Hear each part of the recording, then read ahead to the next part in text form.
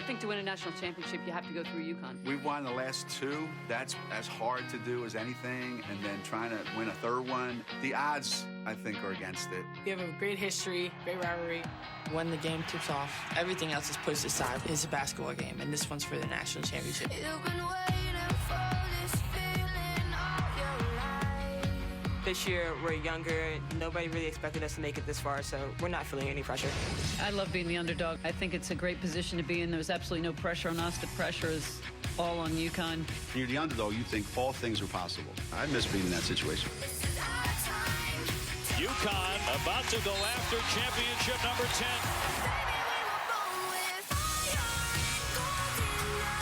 It's one of those games that you dream about when you're growing up. Cable up and in! Notre Dame is returning to the national championship game. Last year, we won that trophy. Nobody's taking that from us, and this year, it's a totally new trophy. We just go out there and just let the game speak for itself. If you want to be the best, you got to beat the best. Anything can happen. We're the two best teams in the country, so we should be playing. Tonight from Amalie Arena in Tampa Bay, welcome to the 2015 NCAA Women's National Championship game presented by Capital One. It's the UCONN Huskies and the Fighting Irish of Notre Dame, a rematch of last year's title contest. UConn made that their unprecedented 9th crown. The Irish shooting for the upset. Once again, it's a battle between number 1 and number 2. And it's a great pleasure to be with you tonight here in Tampa Bay. I'm Dave O'Brien. My partner is Doris Burke. Thanks so much for joining us on the last night for college basketball this season. UConn has number 10 on their minds. They are a big favorite. But Notre Dame has given them more trouble, and you could say maybe has figured them out far more often than anybody else has the last few years. Well, 7 times. In fact, in the last 11 meetings, the Irish have found a way. These are programs intimately familiar with one another. Both have established the expectation of winning. Let's tip it up.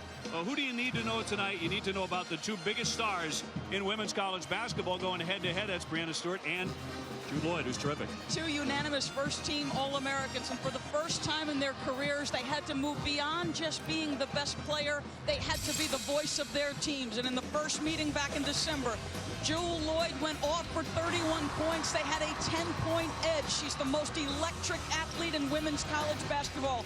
Get her out in transition, and she's special, and they will move her around the floor. Yes, she can shoot the 3. They have a play called the Julie Oop. We hope to see it. On the other side, the Player of the Year, the Wade Trophy winner. She came to Connecticut with the intention to win 4 titles. 2 up, 2 down, 2 most outstanding players. Does she have another one in her? She's a dynamic shot blocker and scorer, the most difficult matchup in the country, Dave. UConn and Notre Dame met in December in South Bend. The Huskies pulled away in the second half to win easily. What does tonight have in store in the rematch for the national crown?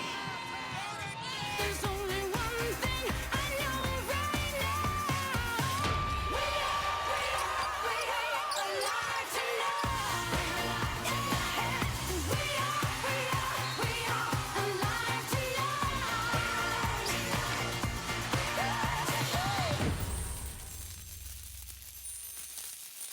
From Capital One, earn unlimited 1.5% cash back every purchase, every day.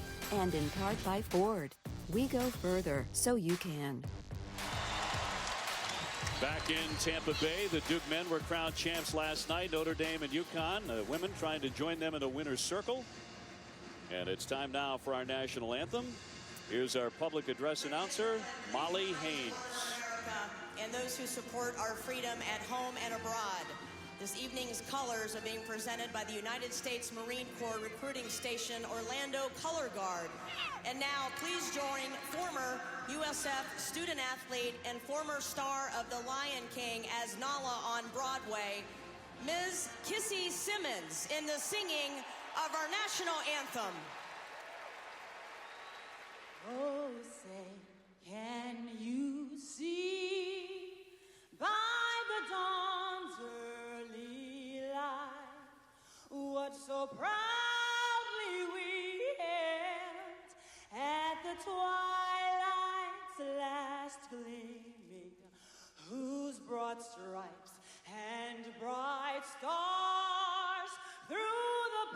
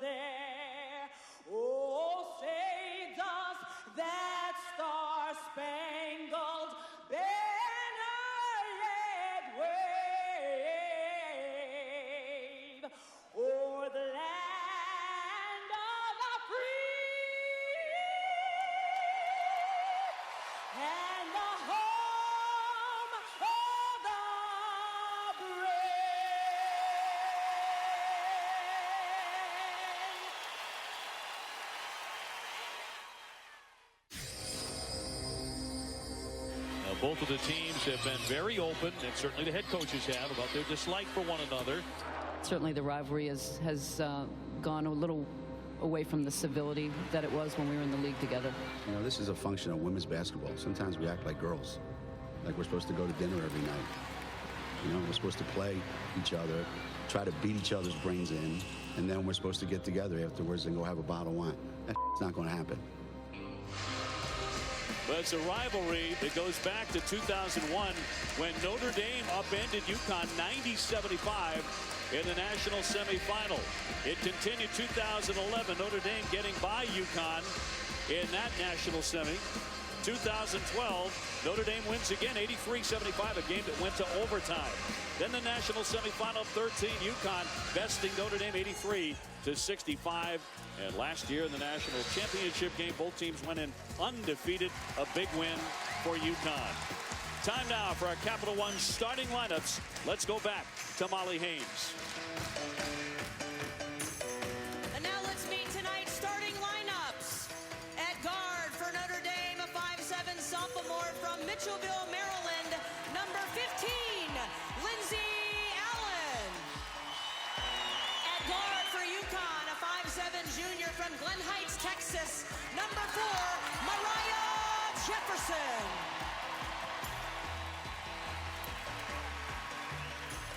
At guard for Notre Dame, a 5'10" junior from Lincolnwood, Illinois, number 32, Jewel Lloyd. At guard for UConn, a 6'0" freshman from Hamilton, Ontario, number 11, Kia Nurse. At guard for Notre Dame, a 5'10" junior from Belmar, New Jersey, number 23, Michaela Mabry. At forward for UConn, a 5'11" senior from Anaheim Hills, California, number 23, Paulina Mosqueda-Lewis. At forward for Notre Dame, a 6'3" freshman from Pearland, Texas, number 11, Brianna Turner. At forward for UConn, a 6'4" junior from North Syracuse, New York, number 30, Brianna Stewart. At forward for Notre Dame, a 6'3" sophomore from Fishers, Indiana, number 12, Taya Reimer. And at forward for UConn, a 6'2" sophomore from Bolingbrook, Illinois, number 3, Morgan Tuck. And introducing the head coaches for Notre Dame, Muffet McGraw. And for UConn, Geno Auriemma. Time to bring in Holly Rowe now. She'll be on the sidelines. Holly with more on how Jewel Lloyd's confidence has helped the Irish. Holly? Well, Dave, great players help elevate the play of those around them, and Jewel Lloyd has done that for her team this year. They're young. They didn't expect to be back here at the Final Four, but her teammates say she is so confident in her own ability, she makes the rest of us feel like we're just as good. She gets that mentality from her favorite player, both mentally and physically, Kobe Bryant. She writes Mamba on her sneakers every single game. She said he has messaged her and kind of become a mentor to her. Through a colleague, we reached out to Kobe. He said he'll watch tonight, that Jewel Lloyd is such a great kid, that she's so eager to learn and compete. We will see if that Mamba mentality can help her Irish take a bite out of the Huskies tonight. All right, Holly, they're going to need every bit of it. She had 31 against UConn when they met in December. And a couple of nights ago against South Carolina, very, very effective. But she might have to have the night of nights. She might have to do what she did against DePaul when she got 41 on them. Well, certainly because they're so young. When your best player, be it Brianna Stewart for UConn or Jewel Lloyd for Notre Dame, if they're able to knock down early shots, then the rest of the team says, okay, we've got our superstar tonight, we're good to go. Ready for the opening tip for the national championship. Great to have you along. 5th consecutive year these two schools are meeting in a Final Four. And this is for the title. UConn wins the opening tip, and we are underway. Dia Nurse with it, high up on the wing, back to Mariah Jefferson, who really had a nightmarish game in South Bend. The worst game of her season.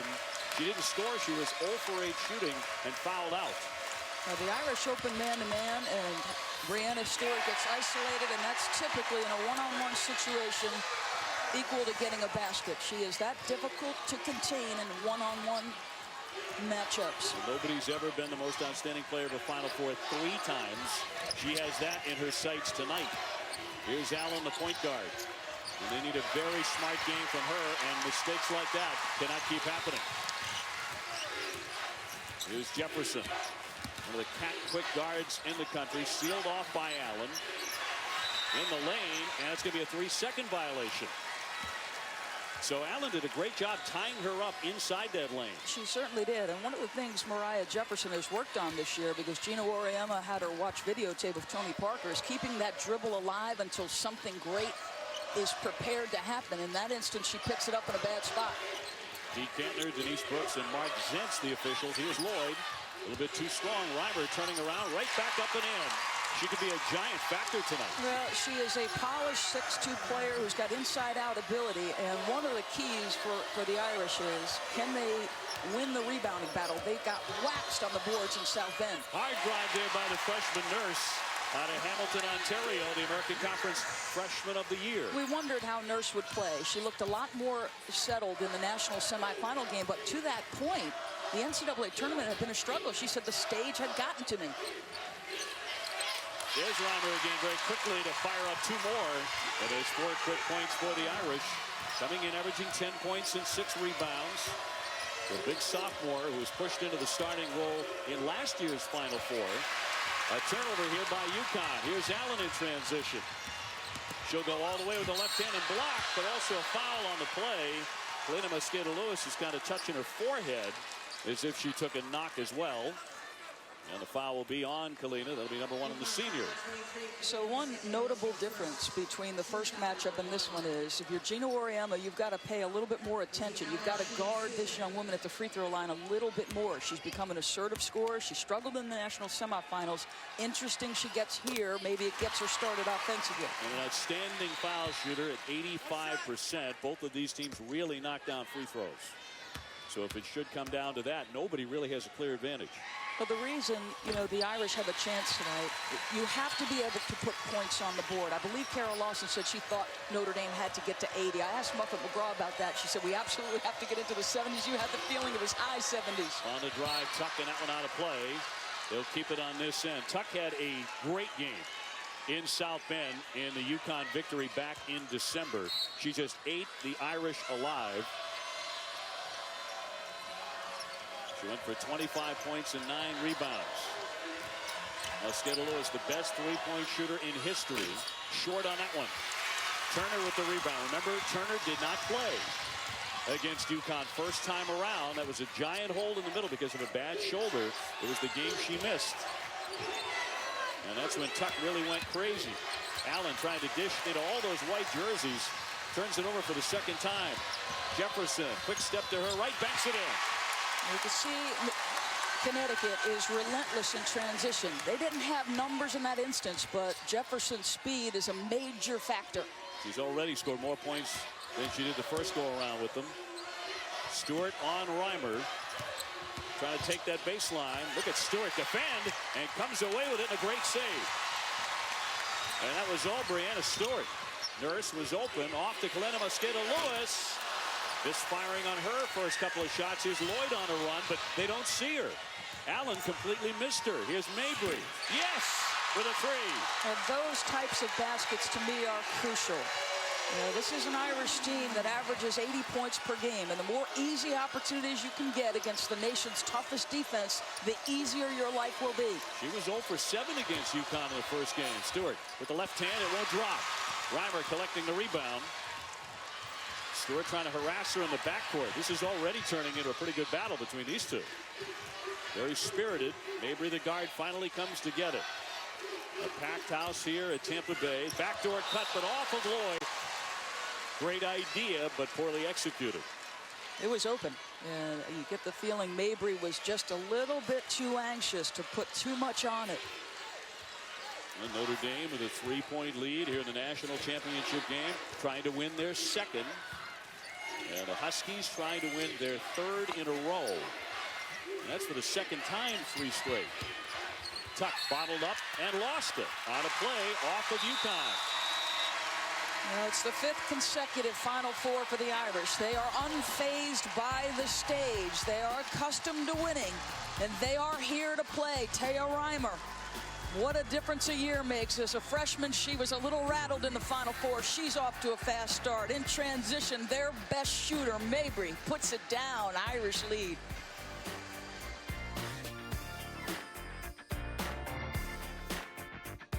John Gruden is here to take in the contest. He's certainly not alone. The great Notre Dame star Skylar Diggins is in the house. So is Sue Bird, the 2002 Wade Trophy winner. And Dickie V, who has made his way from the men's national championship. He doesn't miss anything. Not when it's this close to Sarasota, that's for sure. Came over and grilled Doris Burke for 15 minutes about backcourts and coaching styles and who to watch. Kick ball, 15:42 to go here in the first half. UConn coming in at 37-1, and Notre Dame 36-2. And of course, you know that Geno was watching what Coach K did last night in winning his 5th national championship. Turner in the lane, can't get the roll. Stewart there to clear it. Geno bearing down on a 10th national championship. He's never lost in the title game, 9-0. The kick out for Jefferson, her long one. Got it. And yeah, you can see Lindsey Allen is giving her a cushion, and they did not guard Mariah Jefferson. You already noted how badly she struggled in that first matchup. She's been deadly from 3 since post-Christmas, and you have got to change how you guard her if she makes a couple. She makes over 50%. Stolen away by Tuck as Turner tried to back down into the lane. Helena Mosqueda-Lewis on the wing, won't shoot the 3. Jefferson trying to use the Stewart screen right by that into the paint. And it's kicked out into the backcourt. Nurse has to go back to get it. And UConn will set it up. UConn beat the Irish 76-58 in December. There's only an 8-point lead at halftime, and Nurse will be traveling with it, and she turns it over. That's the 4th Husky turnover. One of the things Notre Dame comes into this game expecting is that they can give a cushion to Kia Nurse, the freshman, and Mariah Jefferson. And Muffet McGraw is notorious for changing defenses. Against South Carolina, she showed a triangle and 2, a diamond and 1, man, pressure, you name it. She threw the kitchen sink. I expect we'll see the same. UConn turned it over 24 times in their first meeting. Reimer straight on, got a great look, but couldn't bury it. Jefferson, an All-American, just won the Nancy Lieberman Award as the best point guard in America. Tucked to her right, usually a shot she's money with. Tied at 9 is the Irish, who do not have a senior starter. Turn to Lloyd. That 3-pointer, a lot of iron, almost dropped. Jefferson wants to run. Going up against Turner. Here's Nurse launching. Rebound, tip to Kalina Mosqueda-Lewis. She'll lay down. It had been a quiet start for Kalina Mosqueda-Lewis because the nation's best shooter is being tracked by Jewel Lloyd, and she's face guarding her. So what does she do? She creates her own. The cut, Lloyd, denied by Stewart, who is one of the best shot blockers in the country. Well, it's 6'4" with the wingspan she has. Geno teases her often about never being down in a defensive stance, but she has become a very good defender. Allen over the top. Lloyd averaging 20 points a game, ACC Player of the Year.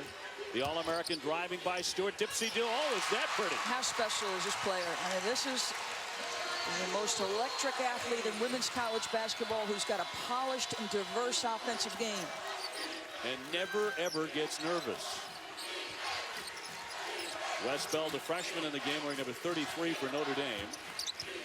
Neither one of these teams will go very deep. Here's Kalina. Oh, nailing the 3. A simple down screen. And one of the things you like about the way both of these two teams play, they're a read and react offense. So they've taught their players how to play. They haven't taught them plays. At times, it's almost like a mirror image. Reimer with a misfire. Here's Stewart trying to get the offense going again. Off for Jefferson on the attack, full throttle. Reimer got a piece of it. She looks ahead here for Lloyd, but a long pass out of play off Notre Dame. Oh, they had a breakaway and an easy 2. You can sense some nerves, on both sides. These are two highly efficient offensive teams, low turnover teams, and while they've settled in for the most part, the turnovers to me are reflecting their nerves. 6 already for the Irish.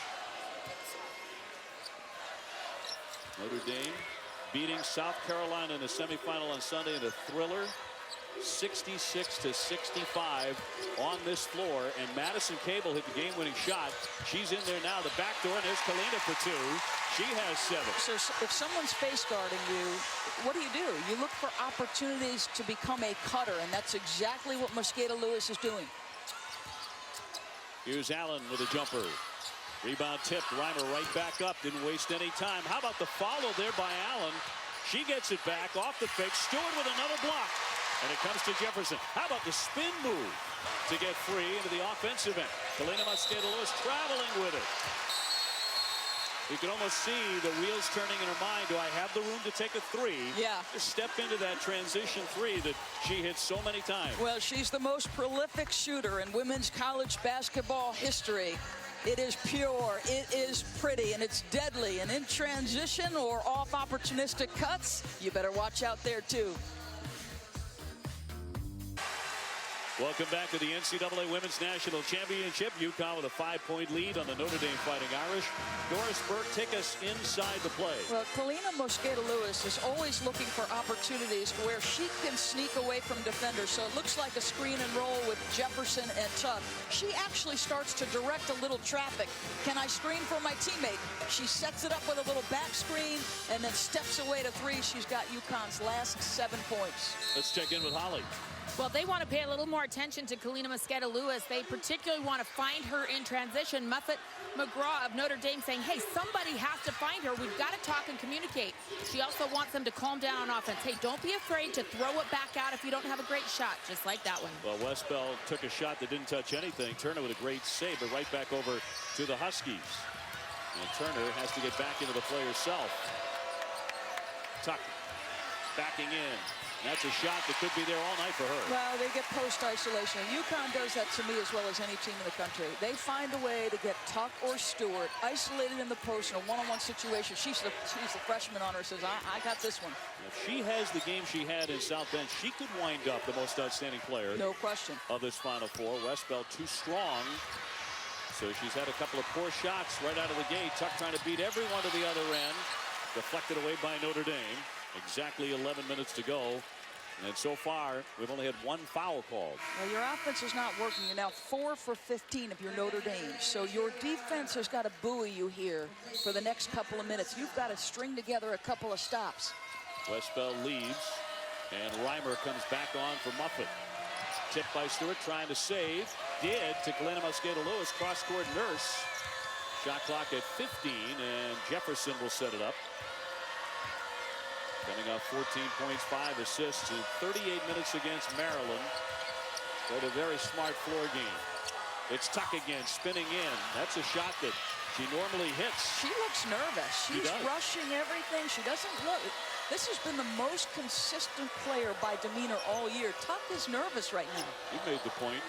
She should be an All-American, a first-team All-American. Stewart straight on. She, of course, already is. National Player of the Year twice. 7-point deficit for the Irish. Lloyd and a foul. As Nurse and Stewart both went after that shot. 10:13 to go in the first half. Kia Nurse will pick up her first. And now Kia Stokes will come on. Geno Auriemma has really used her very surgically most of the season. But the best game she had all year was in South Bend, where she had a spectacular game with 18 rebounds. The Thursday at 5 Eastern, the Frozen Four gets underway in Boston. Providence and Nebraska Omaha face off in the national semis on ESPN2. And you're smiling because you're going to be there. I have tickets in my bag, and I am not covering that sport. So I say, go Nate, go Friars. No rooting on press roll, though. You're going to be in the stands. You'll be fine. Tuck beyond the three. She can hit that shot. Long one, Jefferson.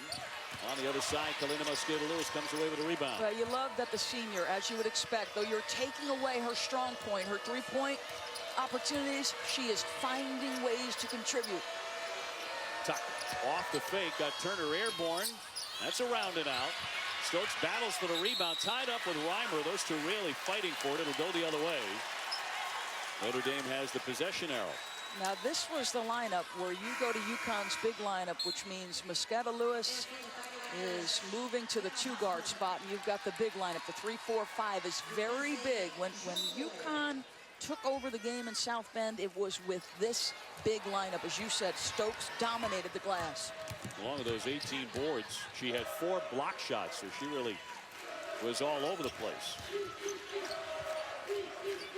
Allen with Jefferson on her. Turner setting that screen. In the lane for the jumper. Knocks it down. Well, that's a tough shot. She's going right into the teeth of all that size. Allen with 4. And here's your problem with the lineup. They don't check Stokes at all. They will use her defender as an extra help defender. Well, they brought Hannah Huffman in to body up on Stewart, giving her a tough time just to get the basketball. 10 to shoot. Tuck lets it fly. Too strong. And it'll be saved by Allen. Starting the fast break now for the Irish. Driving on Jefferson.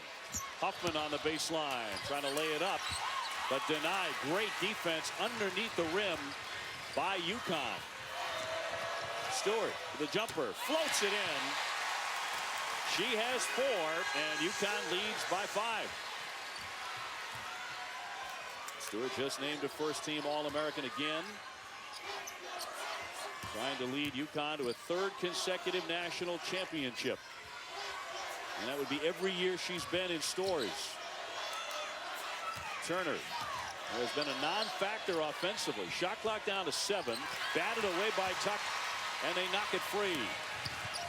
Stewart goes down. Nobody touched her. She hit the deck, and she's in some pain.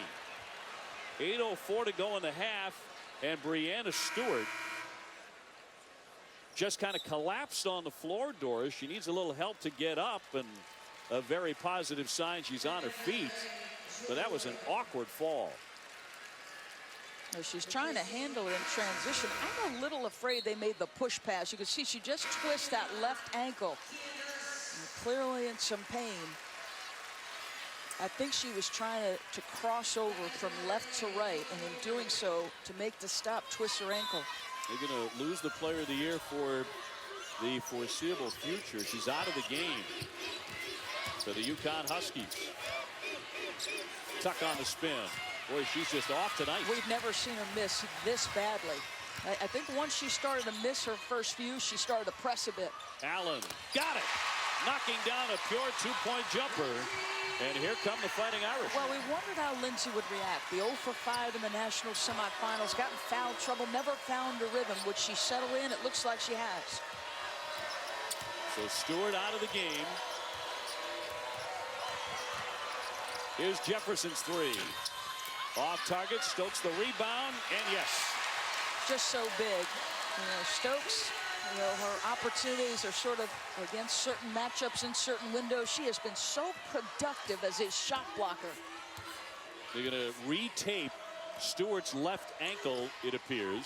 The step back by Lloyd. Boy, she loves that shot. She can hit it all day. That's her specialty. I mean, she's hit 31 threes, but her specialty is the mid-range and at the rim. And you want to make some hay here if you're the Irish with Stewart out.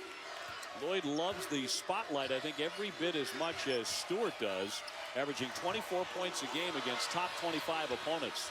Nurse for a 3. That didn't touch anything, and it's out of play. So the more chances you give to Kia Nurse, that's the players you want shooting those shots. Well, that was a shot of Breanna Stewart, the Wade Trophy winner, at the end of the bench with 6:43 to go, in some pain. Looks like they're wrapping up that ankle. Maybe a big opening here for Jewel Lloyd.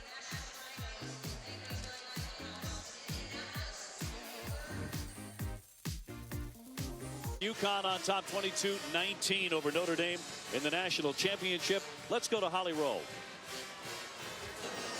Well, Coach, what can you do to take advantage of Breanna Stewart being out of the game right now? Well, I think we can go inside a little bit more. I think without this shot blocker in there, but we've got to do a better job on the boards.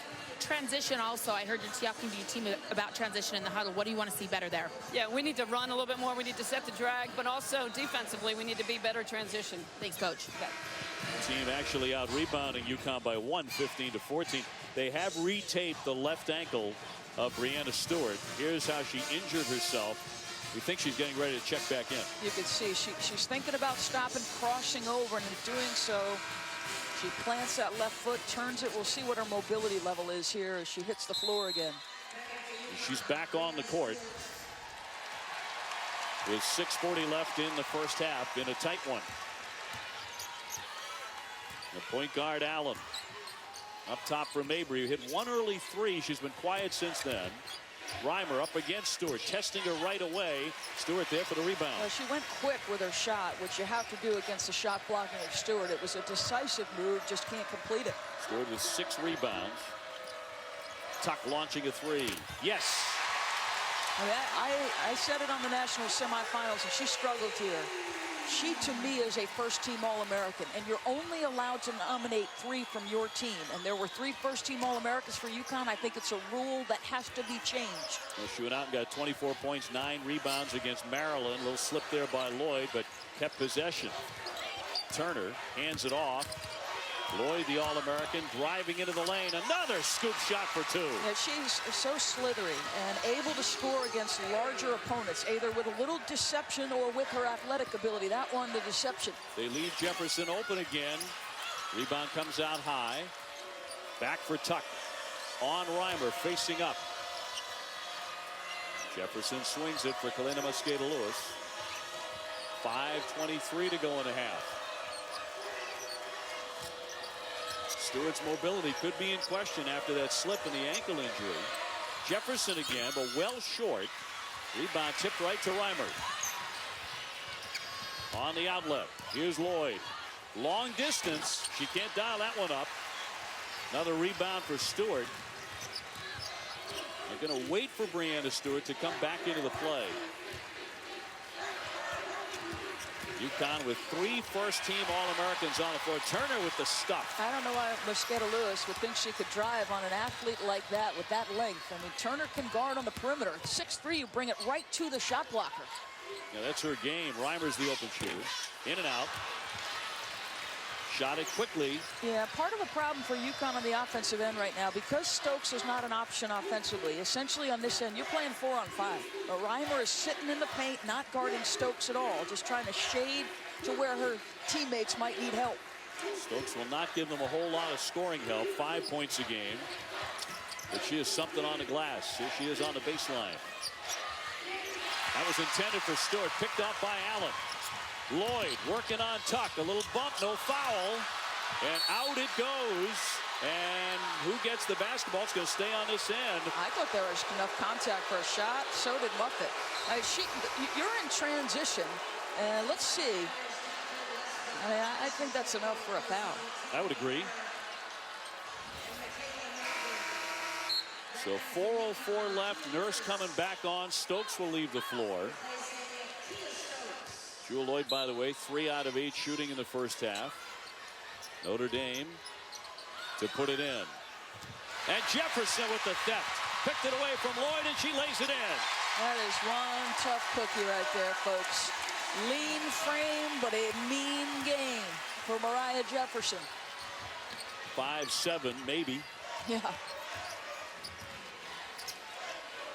Lloyd trying to get her offensive game. That's a tough angle shot, but got it anyway.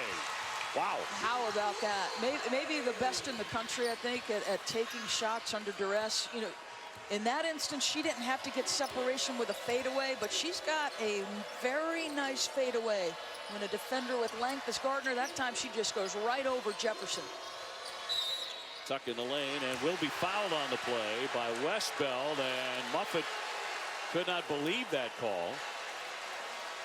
With 3:22 to go. That's the first Notre Dame foul. Wow. Watch Jewel Lloyd, a unanimous first-team All-America, goes right at Mariah Jefferson, who challenges big time. Did it matter? No, ma'am. Bubba Watson is one too. He's the defending champion, and he's the least liked guy on the tour, according to some poll. I guess that's probably a good thing if you're a competitor. You're disliked. According to some poll, Tuck off the fake, air-mailed it over the top of the iron. So her up-and-down night continues. Turn on a long run, and once again, Notre Dame throws it away on a breakout attempt. That's 9 turnovers. Let's go to Holly. Geno Auriemma is not satisfied with this UConn offense right now. He's asking his players for more movement. They're too stagnant. He actually called out Morgan Tuck and said, I need you to be more of a screener. He wants more people flashing, more handoffs, just more energy and movement overall. Well, you wonder, too, about Stewart and that ankle, her jumper on the way. Well, I guess that answered that. It appears to be just fine. She has 6 here in the first half, along with 8 rebounds. Mariah Jefferson face guarding or trying to face guard Jewel Lloyd. Lloyd back for Allen. Working away around Nurse. Here's Maddie Cable down the lane. A little too open, I guess. Tries to save it and throws it away.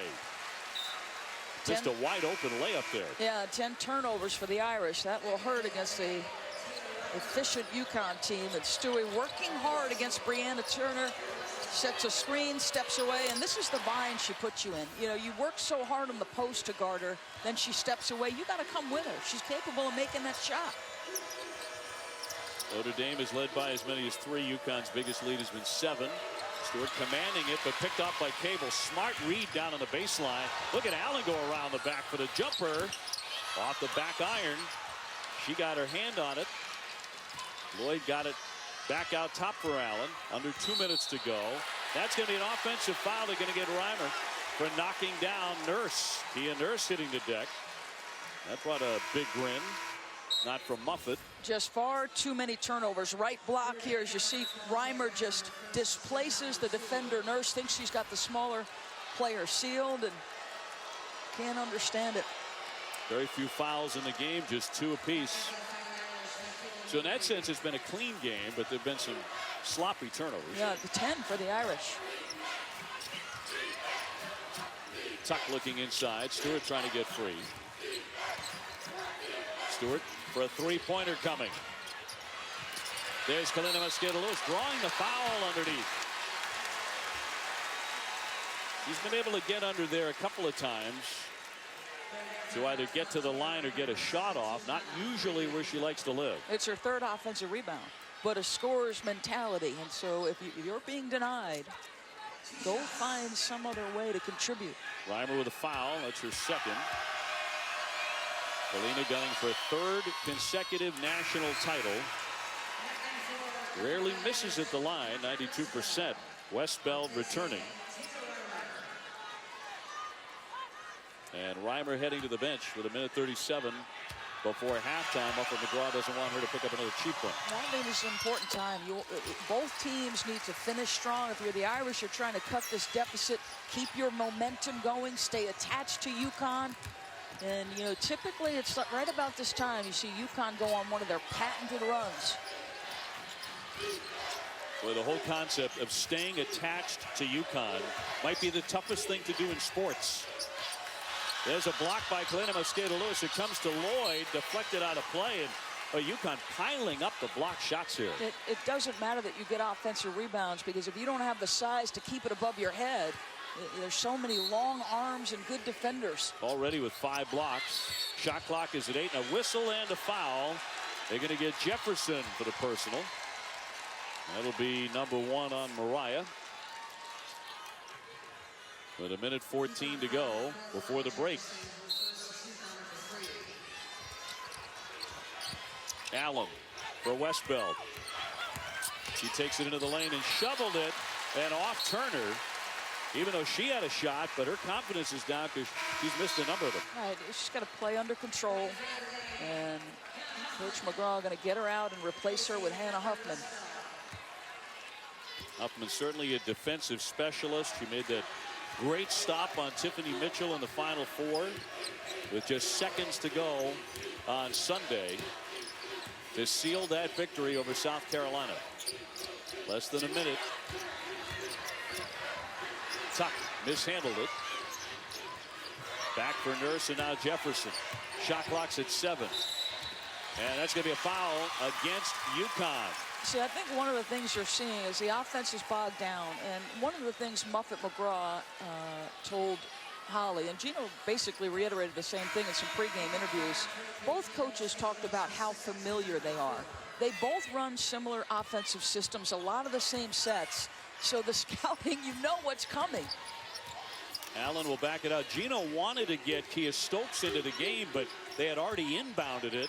And one of the officials said, stop right where you are at the scores table. Yeah, and I'm surprised he's not going to pull her back to the bench because they're going to have the ball back.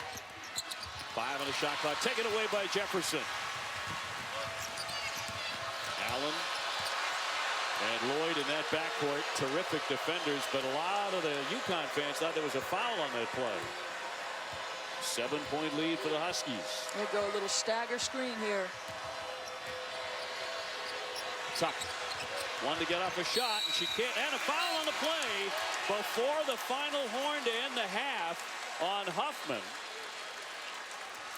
And even though it's gone to zeros, there was a whistle. Huffman reaching in. Should be 2 shots. I thought she had absolutely gotten into her shooting motion. See if we hear or see the light. Yeah, no, it seems to me like she should be taking a couple free throws. Now they are going to go to the monitor here. Take another look as Tuck made her move on Hannah Huffman. Pretty clear to us there was a foul there before time expired. Official review at the moment. Yeah, They're going to put some more time on the clock too. Yeah, nice quick review. So 30-23, UConn will be at the line here to shoot. Tuck. Amen to a quick review. Pete Kantner all over that. Tuck is a foul shooter, 75%. Coming up on the Northwestern Mutual halftime report, Kara and Rebecca with their first half analysis, and Geno Auriemma on everything. And that's how the first half comes to an end. She made 1 of 2. UConn with a 31-23 lead over Notre Dame. That's their biggest lead of the first half. And it's the same size lead that they had in South Bend in December when they won that one easily. Let's go to Holly with Jewel Lloyd. Well, Jewel, UConn goes on these patented runs. What do you think your team did well to not let them gain so much distance when they'd go on one? Just making open shots for us and playing hard defense. Trying to rebound and just contest every shot that they take. Your freshman, Brianna Turner, hasn't been able to get going. You know, she had 17 points in your semifinal. What can you do to build her confidence out there? Get it going early in the second half. Run her plays. Let her settle in and it'll be fun. Thank you, Jewel. Yep. Missed a lot of open opportunities, but the game would be a lot closer. As it is, UConn leading 31-23 over Notre Dame. And now we send you to Kevin Nagandi for the Northwestern Mutual halftime report. Kevin. Dave, thank you so much. Northwestern Mutual halftime report. Kevin Nagandi here with Carolina.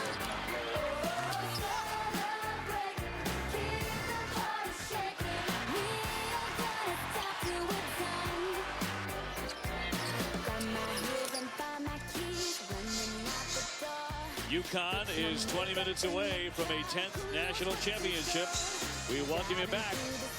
Presented by Capital One, it's the NCAA Women's National Championship game. Notre Dame and UConn. And UConn ahead 31-23. Let's go to Holly with Brianna Stewart.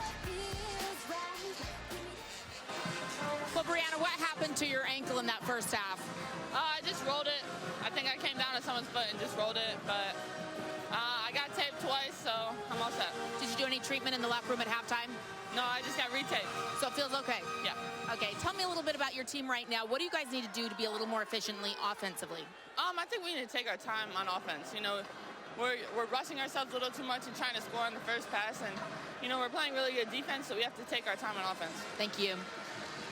Holly, thank you very much. Well, she has 6 points, 8 rebounds. She's also blocked 3 shots in the first half. Well, she's always a major factor because you're sending at least a defender, usually a defender and a half at her. I'm not sure who just hit me on the neck, but that's all right. But that was Dickie V, by the way. These are the stats at the half. You can see what Connecticut did on the offensive end. This is a team that shoots 50% from the floor. The Irish held them to 38%. Underway in the second half. Notre Dame gets their first crack at it, as these two teams collide yet again in the national championship. Mabry will knock that one down, and a quick start for the Fighting Irish and their best 3-point shooter with her second of the evening.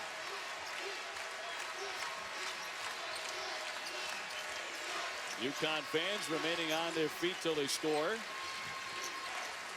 Nurse up top for Tuck, a 2-pointer. Off target. Mabry there for the rebound. The Irish only shot 30% in the first half. Reimer spinning, denied, and that was Glenna Mosqueda-Lewis who blocked that shot. And a foul at midcourt. They'll get Lloyd trying to make the pick, as she jumped in and fouled Jefferson, her first personal. We'll see what Morgan Tuck does in the second half. Just 2 for 9, Doris, in the first 20 minutes. She just missed her first opportunity. These are all shots we are accustomed to seeing her finish at a high level. Stewart, the jump pass. Nurse tries the reverse, and a foul as she hits the deck before the shot. 1 minute in to the second half. I think one thing that's interesting, or should be interesting, and Rebecca alluded to this just prior to coming back to us, the Mariah Jefferson situation here in the second half. You know, you've talked about how efficient she has been from 3 all year. She was 1 for 5 from deep. The Irish are going to play her a certain way. They're going to give her those opportunities. And this morning at shoot-around, Rebecca said if they play her that way, because it'll be the first time in several months because she shot it that well, what effect does that have on the kid's mind? So let's watch this play out with Mariah, because I think they're going to continue to give her that 3. Mabry picked up the foul moments ago. Very few fouls in this game. Neither one of these teams fouls much. Lloyd with a pull-up jumper, and Tuck with the rebound. Huskies, of course, a terrific shooting team, 54%, but Notre Dame at 50%. They can both make their threes. Notre Dame 41%, Notre Dame 39%. But neither side shot it great in the first half. Jefferson backs it out. Shot clock whittles down to 10. Mosqueda-Lewis back for Jefferson. They have to get a shot in the air. Helena launches and can't bury it. Turner with a rebound. Rebecca said she expects Turner to have a show-up second half because, frankly, she did not in the first 20. Well, she normally gets 4 to 6 points off rim runs where she beats people up the floor. She's not beating UConn up the floor. They can match her in transition. Mabry, a little fall away off the window. Turner tapped it right to Nurse. She wants to run very aggressively, and it spins off the iron. Tuck rebounds it. Off the fake, a foul, and she'll go to the line. Nice job by Nurse. You know, her teammates didn't run with her initially, but she felt like she had the advantage, so she pushed the issue. And by doing so, her teammates finally catch up, running the floor, and made a nice job on the offensive glass is Morgan Tuck. So the foul on Mabry, her second. She has to exit. And a 3-point play for Morgan Tuck. Let's see if that really gets her rolling. The lead up to 10. It's the biggest lead of tonight's championship. Maddie Cable gives up the dribble. The star of the semifinals made a poor pass, nearly picked off. Reimer back for Allen. Shot clock down to 9. Another steal here for UConn. Nurse wants to get it and go, stepping through everybody for 2. Well, how about that? Playing above her head on the Canadian national team. We wondered how the freshman would respond on the game's greatest stage. Go ahead, Kia Nurse. The danger zone for the Irish, because we talked about it, the patented UConn runs. Another turnover leads to a transition opportunity. Kia Nurse, go ahead. The NCAA Women's Championship, presented by Capital One, is brought to you by the bold look of Kohler. A 12-point advantage over Notre Dame, 38-26. Muffet McGraw with a timeout moments ago. Let's go to Holly. Well, this is by far the most animated I have seen Muffet McGraw tonight. She is so upset with her team right now that they're not showing more fight. She yelled at them saying, hey, if you're not pissed off right now, then you might as well quit now. You have got to be willing to step up and do something hard. She got right in the face of Madison Cable. She needs more from her and everybody else on the floor. At times, she'd just stand up and walk away and shake her head, speechless at what she's seeing from her team right now, trying to beseech them to try harder right now. Have the ball here. Allen on the dish to Turner, and a quick strike out of the timeout. Good job probing. There's an exchange on the ball screen, big to little, so Turner gets exactly what she wants in terms of the matchup and makes it easy. She gets her first 2 points of the game, too. And she averages 14. So far, that's been a big hole. Turner on a high post, trying to free up Stewart. She'll drive it herself, and the kick. Here's Nurse. A line drive jumper won't fall. Allen wants to push the tempo. Long one on the way, but that won't drop for Cable, but they'll get a second effort out of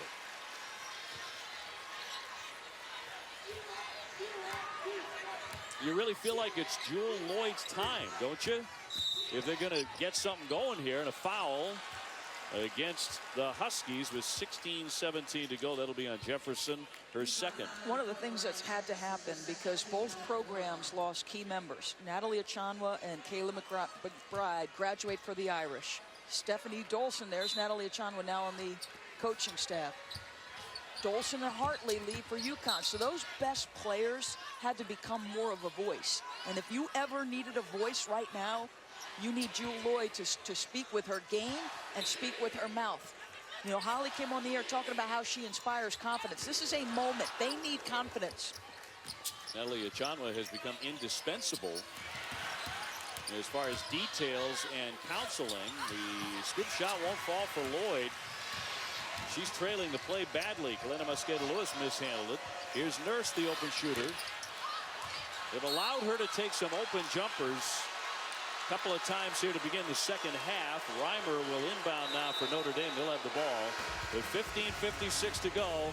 UConn leading by 10.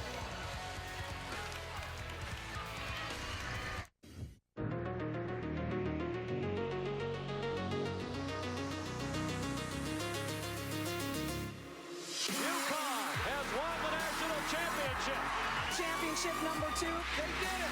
Back to back. 3 championships in a row. UConn has done it again. Number 7. Great number 8. Champions for 9 times. And number 10 is within sight. And the array of influences on the court and at home around Geno Auriemma. Well, the great Maya Moore, the great Sue Bird, and Marciella in the house. No rosary beads in their hands. Geno's mom, I'm a little surprised by that. Not yet. It's a 10-point lead. She usually steps on the bus throwing holy water at everybody. Stolen away by Jefferson. She has Nurse running with her and can't lay it in. Rebound tip. Lloyd gives chase. And will go the other way. Notre Dame ball here.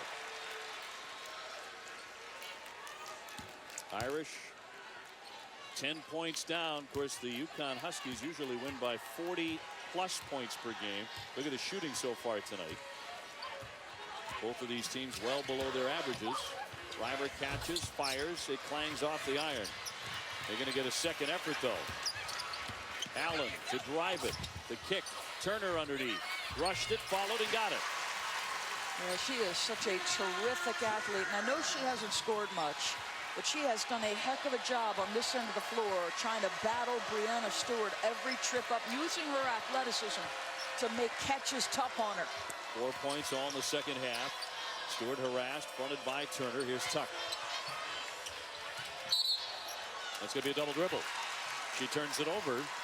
That's 9 for UConn. NBA action continues Wednesday with a doubleheader at 7 Eastern. Isaiah Thomas leading those Celtics into Detroit. The Celts trying to claim a playoff spot. Then at 9:30, Dirk and the Mavs hosting the Suns. Boston currently 8th And they're 1 game ahead of Indiana and Miami. And they finally have a finisher in Isaiah Thomas, somebody who in late game situations, because Brad Stevens has done one heck of a job keeping them in ball games. They needed somebody who could play late. 8-point lead for the Huskies. Irish with the ball. Allen lost the dribble. Nearly stolen away by Jefferson. Lloyd can't bury it. Stewart's there for the board. Notre Dame missing some opportunities. They continue to leave Nurse open to shoot. And she wisely, early in the shot clock, didn't choose to shoot it. Drives it, no foul on the play. Some contact, no whistle. They let them play on. Lloyd trying to get inside Stewart. A foul, and she'll be at the line. And Stewie thinks she got all ball, and she did. But with the lower body, there was contact. And this is why the foul is called. She sneaks through. You can see Brianna Stewart realizes, and on the closeout, you could see on a closeout, so hard to do. Go out, close, contest, and contain. Yeah, they actually got Kian Nurse for that foul. Wow. Nurse with the personal. And she'll come off, and on comes Stokes. As Lloyd is back at the line. You get bigger and you get more rebounding, but again, what we saw in the first half, the Irish can play 4-on-5 on the defensive end because they don't guard Stokes, and Stewart has not gotten a shot yet, and I cannot understate the job Turner, the freshman, has done battling her. Well, the UConn fans getting a little bit antsy as now, the lead is tightened up. Yeah, sorry, Dave. The Irish in a triangle and 2 open shot for Mariah, and she makes them pay. 10 for Mariah Jefferson. 10 more than she had when they met back in December. 41-32. Irish in need of an answer. It's Allen straight on. Too strong. High rebound. Cable comes up with it from her knee. Got it to Lloyd. And a wild shot there. Really forced it. But they're going to keep it. It's off UConn. Galena Mosqueda-Lewis was beside herself. It's the right call. They forced a difficult shot. Really a poor decision by Jewel Lloyd, but it was off the white jersey. And the Irish catch a break. Allen quickly in for Turner. Taking the baseline. Quick dish. Reimer had it batted right back at her. Her 17-footer, and she knocks it down. Give her 6 points. Offense by accident. Irish will take it any way they can get it. No doubt. Against the Huskies. Jefferson. Here's Tuck. Stewart rolling to the ball. They got it. How good is that? Just keep moving. Madison Cable was trying to face guard her, so they take Turner off her. And it's Stewie with that ability to navigate the defense without the basketball. Just 8 points for Stewart, but she's on her way to a double-double with 11 rebounds. Allen into the corner from Maddie Cable. The pull-up jumper. Yes.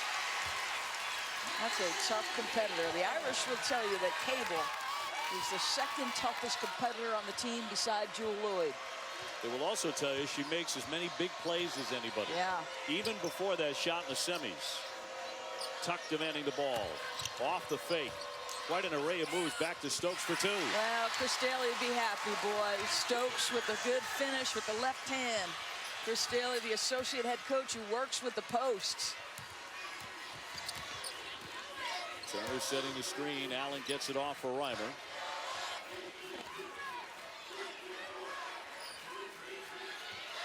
Allen directing some traffic.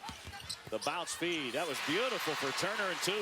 She's masterful. You know, we talk about Mariah Jefferson, the point guard of the year, won the Nancy Lieberman Award. There's one of those in the bank, I think, in the future for Lindsey Allen, perhaps. Letting fly, and that one's going to be knocked down by Tuck, a three-pointer. Well, she got up to a choppy start. Yeah. But no longer. Settled in, hasn't she? Back up to 10 for UConn. Bidding for their 3rd straight national crown for the 2nd time. Cable in heavy traffic will draw the foul. She'll go to the line. Ooh. All of that size. She took him on. We'll get a couple trips to the free throw line. But it's still a 10-point edge for the Huskies. And where does it come from? A little bit of everywhere. Face up, lift the defender, Nice strong finish from Kia Stokes. And then the three, Morgan Tuck has settled in. Maya Moore says, that's how we Huskies roll. Coming out of the timeout, here's Holly with Geno Auriemma. Well, Coach, you continue to ask your team for more movement, more ball screens. What do you want your offense doing a little bit better? Well, I thought the last couple possessions we were better. I just think we gotten a little bit standing around and trying to post people up, you know, and that should come after we move, not as the first thing we do. So, and then maybe we'll shoot a free throw. You know, that would be nice if we just get to the free throw line once. You know, maybe down the road we will. Let's hope. But Brianna Turner, their freshman, you held her scoreless in the first half. She's come alive a little bit here. What do you have to do better there? That's what's happening, you know. Once you get in the lane and we rotate over to help, somebody's going to be left open. So we did a better job of keeping them out of the lane in the first half, but they're not easy to play against, or they wouldn't be in this game, right? Right. Thanks, Coach. All right, Holly, thank you very much. His team actually has attempted more foul shots than Notre Dame. They're 5 for 7. Notre Dame 6 for 6. There's usually a wisecrack in every interview at some point. We should take a look at the stats. Connecticut is up to 40% shooting. Look at the Irish on the glass, a 10-point edge, one of the key areas, but those 15 turnovers have turned into 12 UConn points. Madison Cable at the line, the senior from Mount Lebanon, Pennsylvania. Led the ACC in three-point shooting, also an excellent foul shooter at 83%. She's one of the few departures. I mean, this is an Irish team that is adding a bulk of talent next year and lose Cable. Everybody else, for the most part, coming back, including one of the most electric players in college basketball, Jewel Lloyd. Unfortunately, for the rest of college basketball, UConn brings a lot of people back, too. Helena Mosqueda-Lewis will move on, and so will Kia Stokes, but everyone else is returning. Stewart on a stumble. They're going to call that a charge on her. Offensive foul. Yeah, those are the plays that you were referencing, right? For Madison Cable, she's not a big scorer, but look, she's going to compete. She's going to beat you to the spot and force a UConn turnover. Those are the nuts and bolts, the role players you can't do without if you're going to win games. So the Irish have a window here. They have crept back to within 8 and with the ball. Can they turn it into something? Turner with a terrific play with a catch and a bank shot. Little high-low play with Reimer, who's a terrific passer in that instance. And wisely, Turner uses her athleticism, doesn't come down with the ball before the shot blocker can close. Freshman Gabby Williams getting ready to check in for the first time for Geno Auriemma. And that's another foul against UConn, an offensive foul. Wow, Stewie trying to work on Cable. That'll be on Helena Mosqueda-Lewis, her third.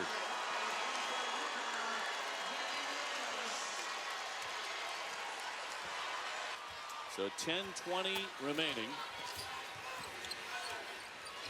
6-point lead.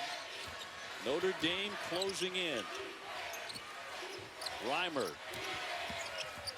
Bounce feed stolen away by the quick hands of Mariah Jefferson. And she's made some big plays on the defensive end tonight. Her fourth steal of the night. That is 16 Notre Dame turnovers. Stewart on a crossover. They're going to keep it on this end, out of play off the Irish. I would say that's the next sort of development in the evolution of Brianna Stewart, excuse me. The tightness of her handle, under duress between bodies. You know, she's so tall that her handle or dribble is high. She's got to get that lower and tighter. We saw a great one against Texas in Albany. Here's Jefferson straight on. Buries it, a three-pointer. Boy, I tell you, we said it. What would her mentality be, right? Rebecca asked the question. She was 1 for 5. They were letting her open. You pay the price as a shooter, your confidence is going to come. Jefferson with 13. Reimer wants to fire. Short. Turner kept it alive and batted it back out. Nicely done by the freshman. On the attack, Allen. Little wild there. Got it back. The kick. Cable's open for three. Turner had it knocked out of her hands by Jefferson. Reimer just ripped it free. Look at how many tips Jefferson has gotten in one defensive possession. A great job by Carol Lawson going out to Stores and sort of talking about defense. You saw it on the pregame show. It was outstanding. That is a case in point. She's all over the floor. Irish are afraid to turn around when she's within a couple of feet. That'll be a foul before the shot. No basket by Turner. Look at Gabby Williams holding underneath with 8:50 to go. You know, it's interesting. We get the chance to meet with all of these kids, all the starters in between the semis and the finals. And one of the things Mariah Jefferson said to us that she thought this game would come down to is, she said, both teams execute. Who's going to play harder? Who's going to get to the 50-50 balls? And Mariah Jefferson's trying to get every one. Well, Stewart took a spill. She was looking for a foul. That opened it up for Turner, and an easy lay-in. Skylar Diggins loves the effort, 51-44.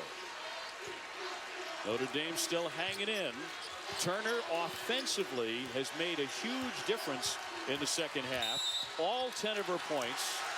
And another foul. And look at Geno Auriemma as he is applauding that whistle.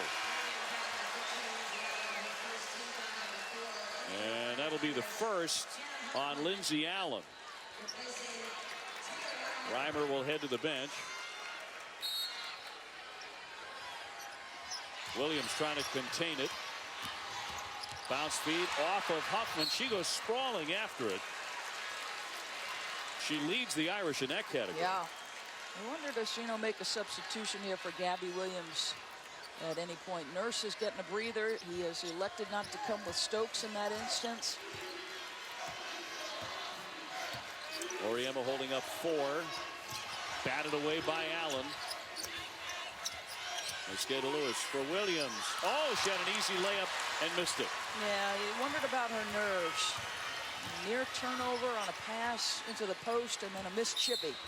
Kick ball here with 8:04 to go. The closest it's been in this half is 5 when the score was 31-26. And Williams is coming out. And you may not see her return to this national championship game. They're just coaching her that right there, saying, settle down, settle down. You try to put her in prosperity so that she can get some confidence, and it doesn't happen. Lloyd airborne, tough bank shot, not there. Wow. Foul here against Huffman, trying to get in the face of Stewart. She commits the personal. It's getting physical down the stretch of the national championship. The NCAA Women's Championship is presented by Quicksilver from Capital One. Earn unlimited 1.5% cash back every purchase, every day. 51-44 over Notre Dame. Doris, take us inside the play here. Well, we've talked often about Mariah Jefferson and how Notre Dame was playing her. They're going under every screen. She was 1 for 5 from 3. We wondered about her mentality. Look at how far away those defenders sink. She's made 2 threes. They were both at times where the Irish were making runs, and look at these numbers. As compared to December 6th, which she'll admit was the worst game she had all season long. 13 points, but also 4 steals and 4 assists. So the defense has been superb. She's been a giant pain in the neck for the Irish. Rick Pitino would love her because she's constantly getting deflections. Galena around and out with a 3. Cable there. Maddie Cable playing some very, very important minutes in her senior season of the national championship game. The entry for Turner to her left and 2. Really good job. And we've seen that play run on the UConn side of things. It's usually Stewart being delivered. She couldn't get around the freshman Turner, who makes Stewart look bad on the defensive end. That was a nice play. Approaching the 7-minute mark. Down the stretch we come here in Tampa Bay. Tuck off for Nurse. She'll shoot it. Got it. And another 3. Boy, that really stings Notre Dame. So timely. It's been tough. Jefferson and now Nurse. They're not afraid to shoot him. One thing Geno Auriemma said he's been preaching for so long. He does not want his kids to ever have a fear of losing. It should never enter their mind. Cable bouncing here for Allen. The fake, but Nurse recovered beautifully. That's 7 on the shot clock, Doris. I like the lineup. They're going 4 round 1, a really small lineup for the Irish. Allen with 2 on the shot clock. Turner has to heave it and banked it in. Oh, she got a little lucky. She'll take it. That keeps the Irish 54-48 down. Just a two-possession game. And now if you're Connecticut, can you execute? Stewart. It's been a quiet second half for the All-American and the Player of the Year. Just 2 points. Jefferson, 10 to shoot. Driving right by Allen. Boy, did she burn her. She just does that so well.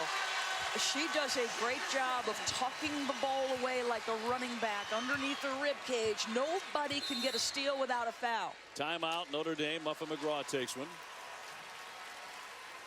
Mariah Jefferson holding the side of her head. So apparently took a knock. She has been the player of this championship game for Geno Auriemma. Let's take a look at Mariah Jefferson's last basket. It seems like every time they need a score, they get one. This is a straight line right-handed drive. Sells it. Look at her tuck it away so Lloyd can't get it. That is beautifully done. 15 points, 4 assists. Go ahead, Mo. Well, they've got Mo, and she's coming off 14 and 5 assists, playing 38 minutes against Maryland, and a wonderful floor game. So the lead back up to 8. We invite you to catch the Frozen Four's second semifinal for Boston as the hometown Terriers of Boston University. BU taking on North Dakota Thursday at 8:30. That's on ESPN2. You wonder how UConn will react if the Notre Dame keeps this game pressure on them. Can they get a score and add a little bit to that? Hoffman hands it back for Allen. Nurse picking her up. But Jefferson just doing a heck of a job keeping Lloyd quiet, battling, trying to keep her away from the ball. 4 to shoot, wriggling in, banking it in. Allen, a terrific play. So Notre Dame trailing by 6. Geno Auriemma has never lost in a national championship. He's 9-0, 1 win away from number 10. Nurse with kind of a wild bank, and the Irish come away. Lloyd right by Kalina Mosqueda-Lewis, but no foul on the play. Here's Jefferson to the open floor. Kalina Mosqueda-Lewis with a 3.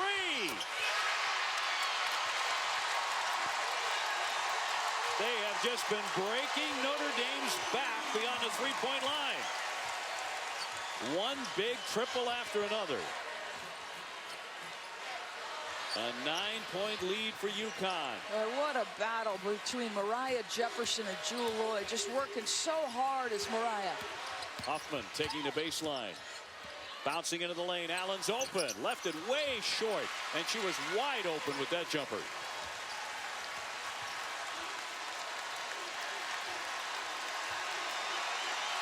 The UConn faithful now in full voice. UConn's made 5 of 8 beyond the three-point line in the second half. Kalina buries a 2-pointer. Timeout, Notre Dame.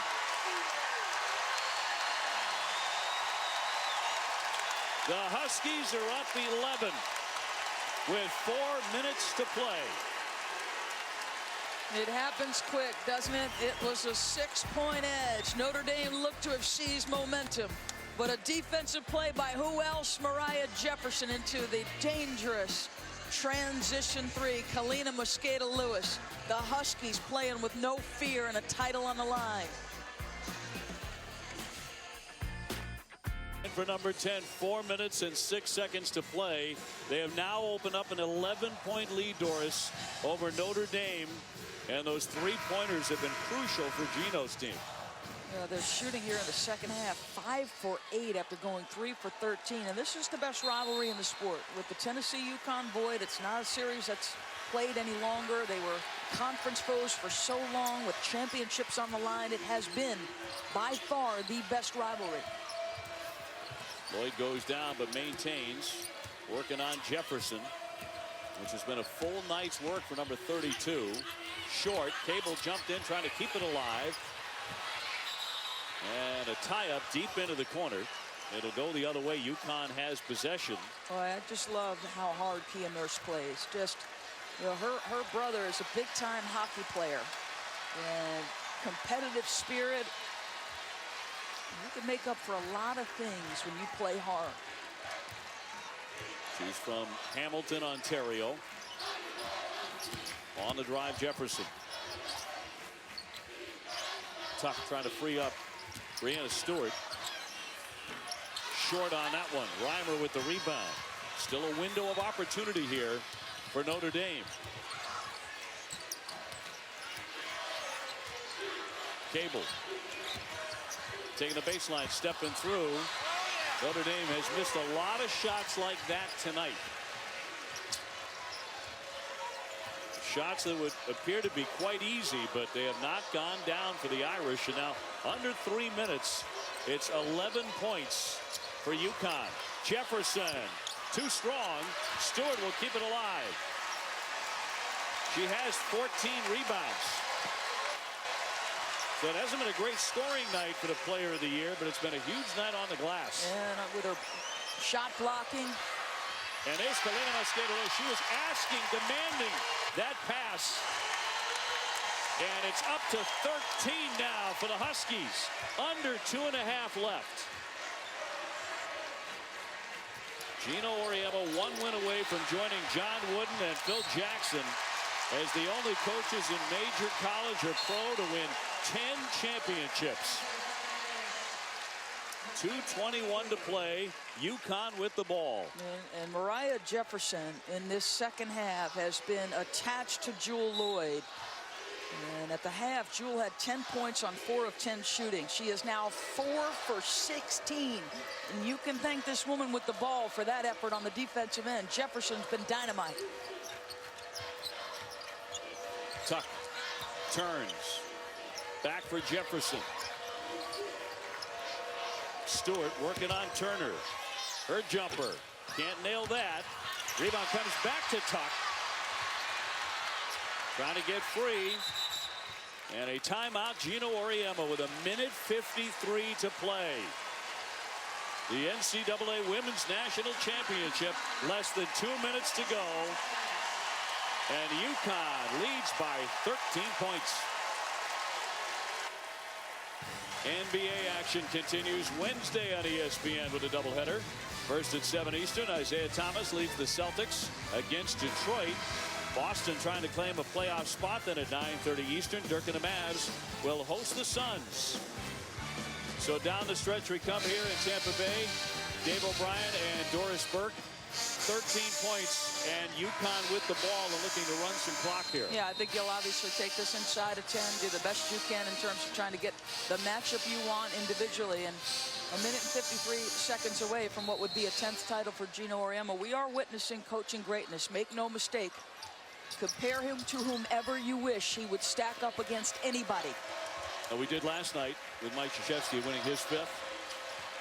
For the Duke Blue Devils, and now Geno closing in on his 10th. Kalina too strong with that 3. Tipped out of play. It'll be Notre Dame ball. They have it with 1:39 to go. Yeah, obviously, you're trying to get your first clean look at 3. If not, get to the rack, try to get fouled. You got to be efficient here. Mabry launches way downtown and hits a 3. 10-point game. Under 90 left. Simple dribble handoff play, perfectly executed. They've got a foul, but not doing it. They're going to allow UConn to continue to dribble it away. Jefferson on the attack, can't get it. Here's Lloyd now. It's had a quiet second half. Allen can't hit it. Turner kicks it back out. Allen with another one coming. Can't hit that. Stewart collects it under a minute to go. 63-53. No fouling here. The Irish conceding, so a 10th title for Geno Auriemma. Well, there was a lot of time left to not think about fouling, if you ask me. I agree. I thought on the miss, you got to go and foul, trap, and foul right away. It was very odd. Jefferson loses it out of play with 31 seconds to go. I think that's going to be a head scratcher for a lot of people. Why Muffet McGraw decided not to foul anybody, not to stop the clock. That was like with about a minute to go. You wonder if if the three that they had attempted or one of those threes had made it, would she change her mind? And now Stewie comes out. 15 rebounds for Breanna Stewart. A huge night on the backboard. She is on the verge of a third straight national title. So is Kalina Mosqueda-Lewis. For UConn, it'll be their third straight. Here comes Lloyd's jumper off target. 17 seconds left. They're already celebrating.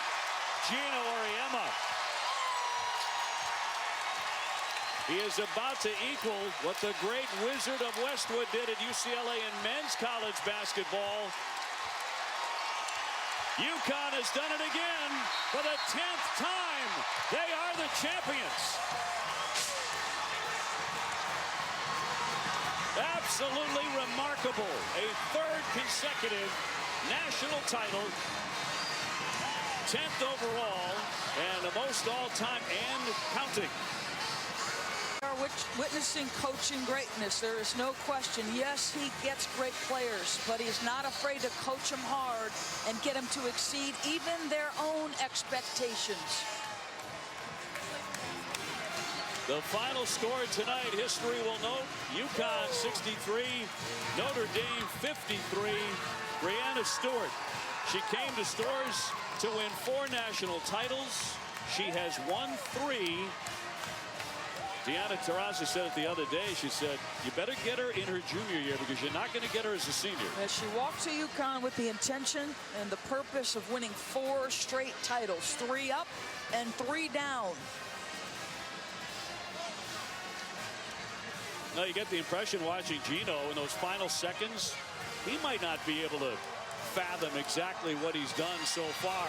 He told us the other day, my wish is that our program is recognized as the best in our sport.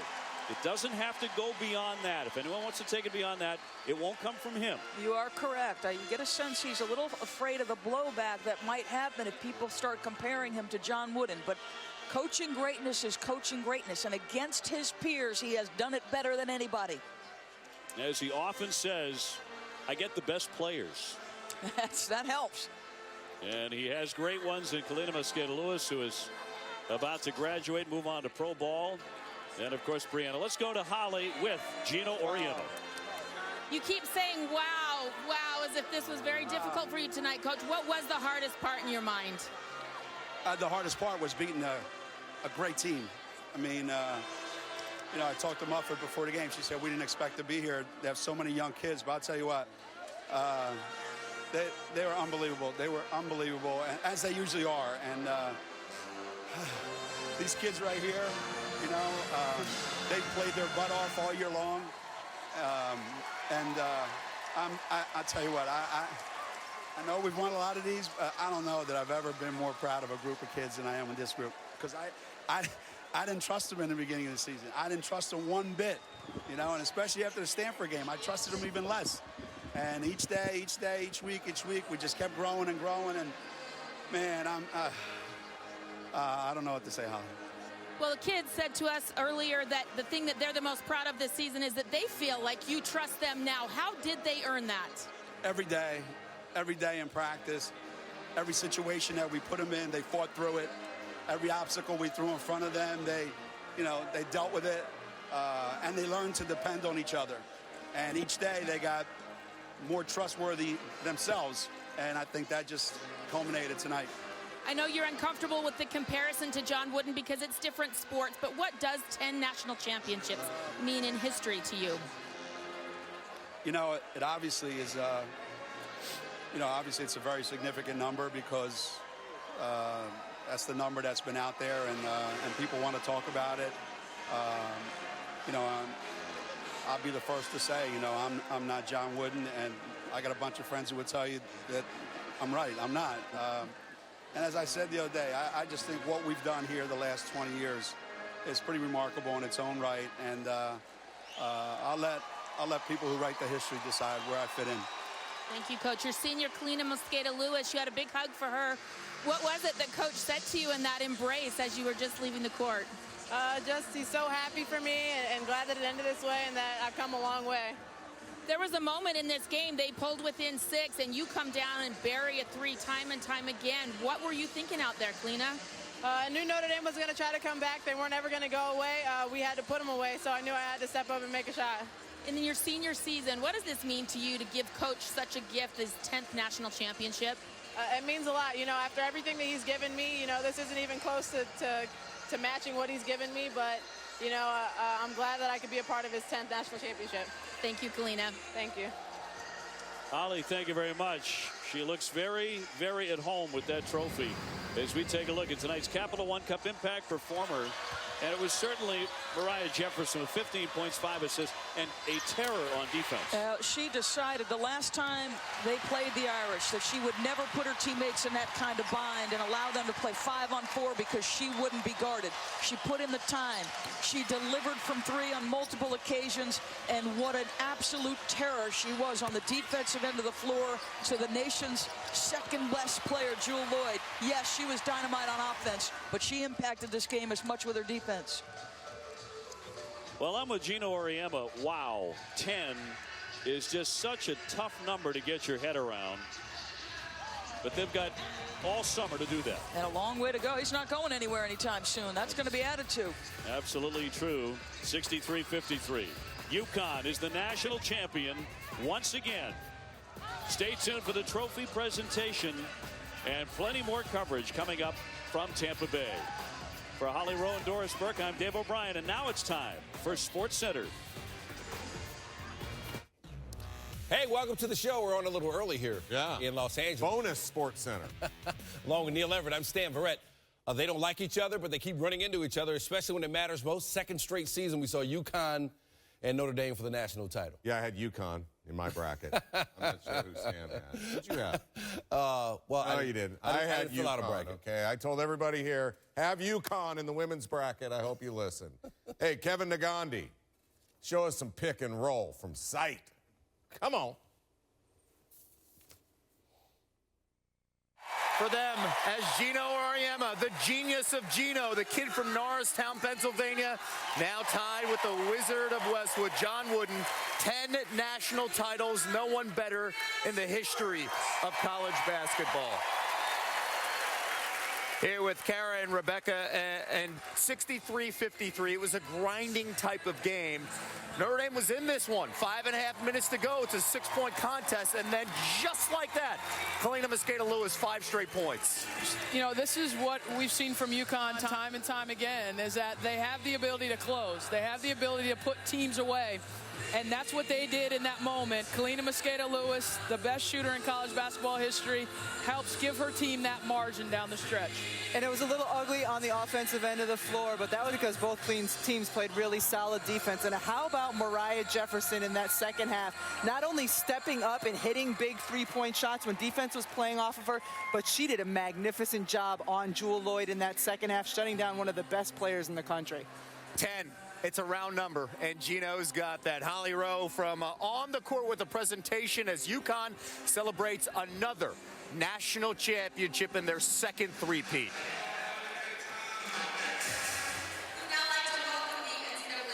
Mark Emmert and the chair of the Women's Basketball Committee, Drew Hancock, for the presentation of the trophy. Drew?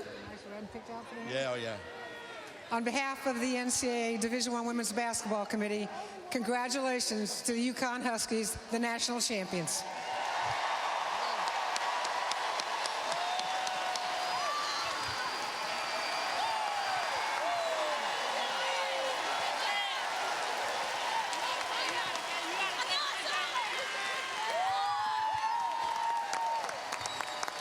Well, Coach, you had a great quote. You said that Ginger Rogers once asked Fred Astaire why they had to practice 8 hours a day, and what did you say the response was? Well, we have to work really, really hard to make it look easy. And sometimes people watch us play and they think that it just comes easy, that we just roll the ball out there and everything just happens for no reason. I don't think they realize every day how hard these kids have come in and worked and worked and worked and how much better they've gotten.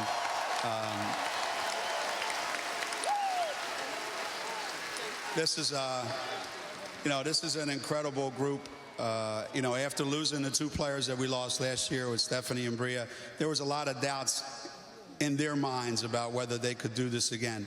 There was a lot of doubt in their mind in November and a little bit in December.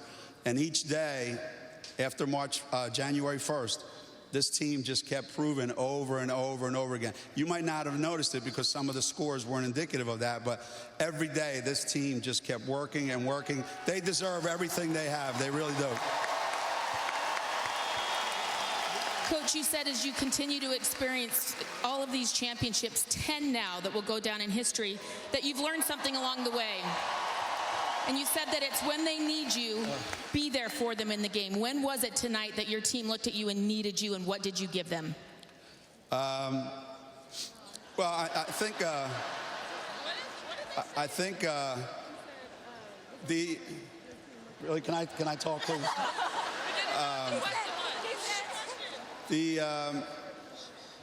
You know, the nerves and the apprehension that you have going into this game, you know, and everybody says, well, you're going to win. It's a given that you're going to win.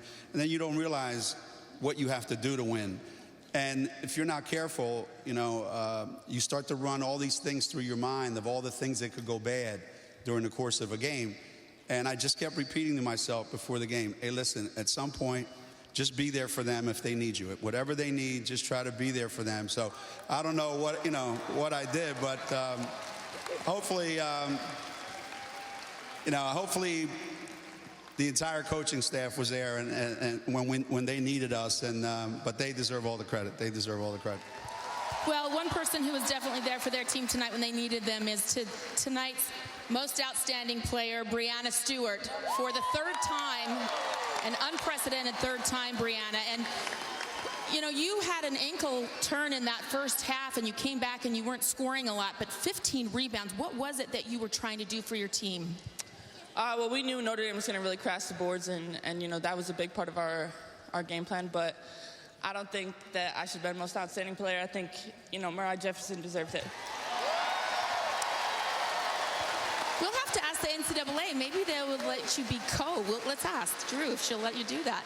But, you know, her defense was terrific on Jewell Loyd. And Mariah, what does it make you feel that she actually was able to, that you were actually able to shut down Jewell Loyd like that? I couldn't hear anything you said. Well, she wants to share the co-MVP with you. What do you think it was that you brought to your team tonight? I mean, I just wanted to play really hard defense and try to be aggressive on offense. I didn't want them to be able to step off of me, so just try to knock in some shots. We're giving Breanna a minute because she's actually crying right now, so we're stalling. This is stalling. What does it mean to you to see this championship? You've had one every year since your freshman year. Why are you in tears, and why is this one still so special? Whew.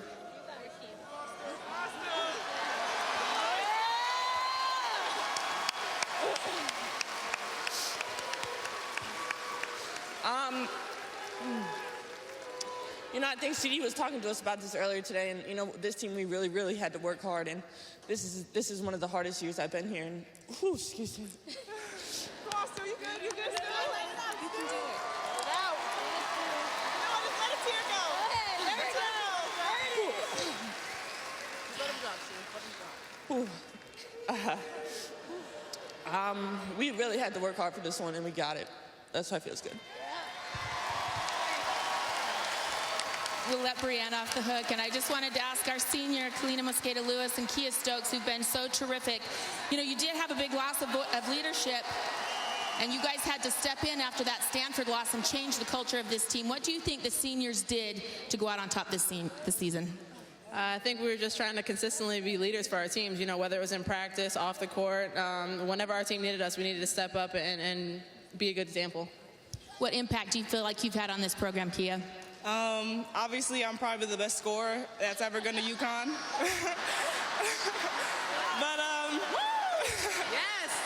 Honestly, I know my role is definitely on the defensive end, so I just try to come in every time my name is called and just make an impact on the defensive end.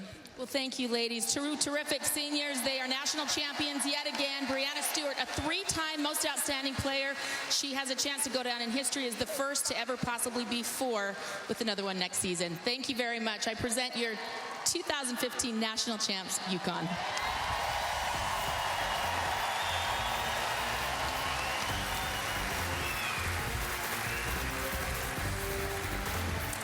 There they are, celebrating title number 10 across all of college basketball in the 4 major professional sports. Only 2 coaches have won 10 or more titles.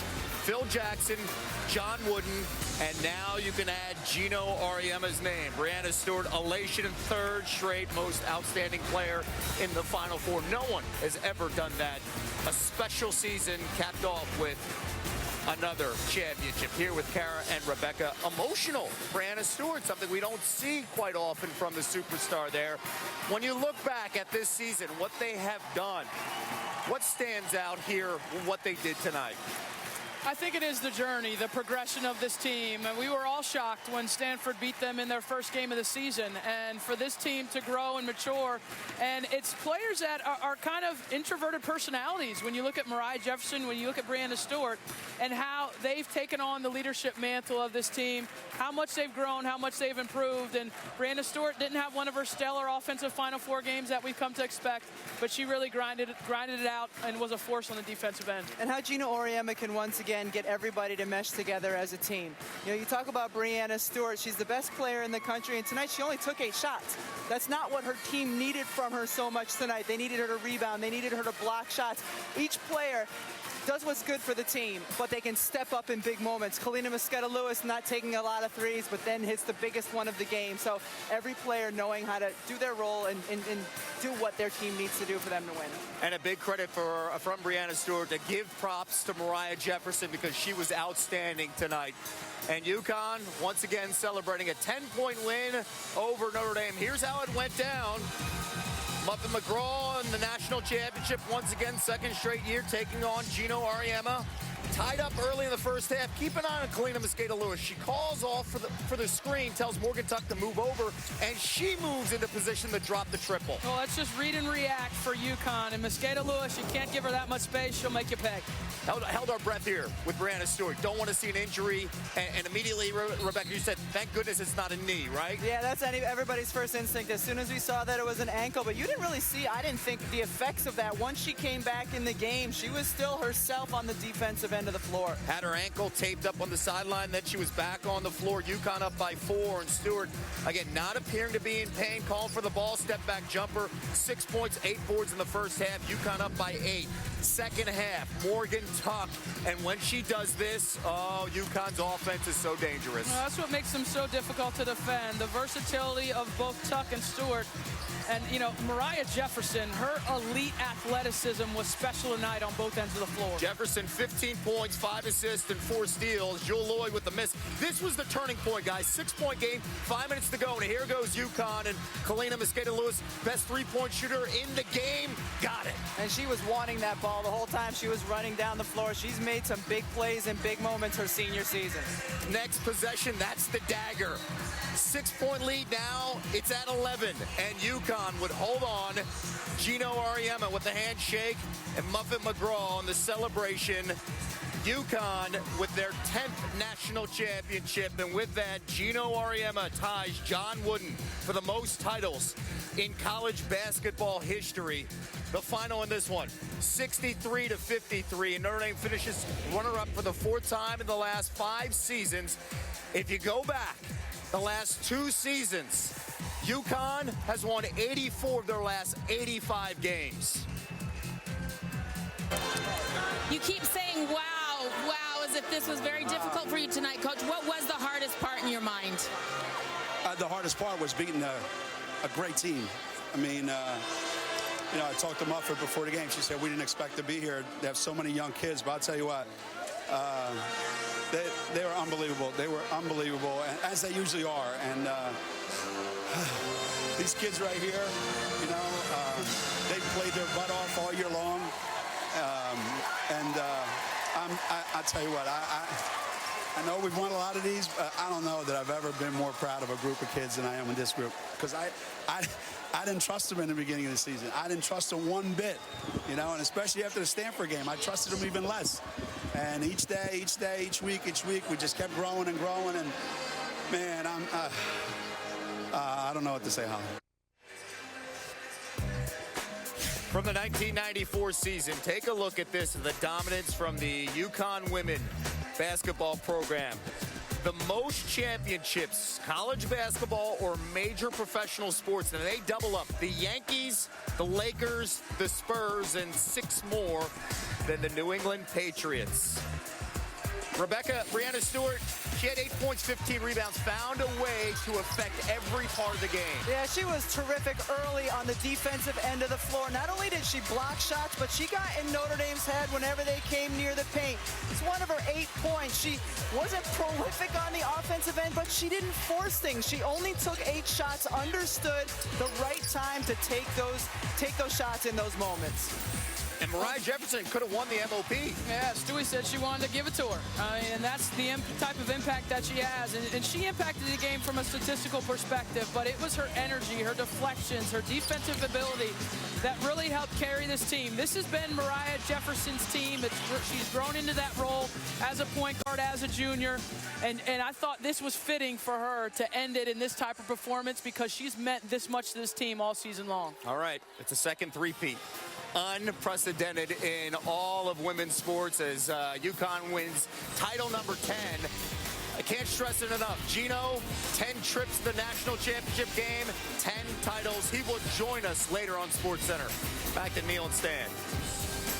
Winning, it never gets old, man. Yeah, but but it's just human nature. At some point you ease off the throttle a little bit.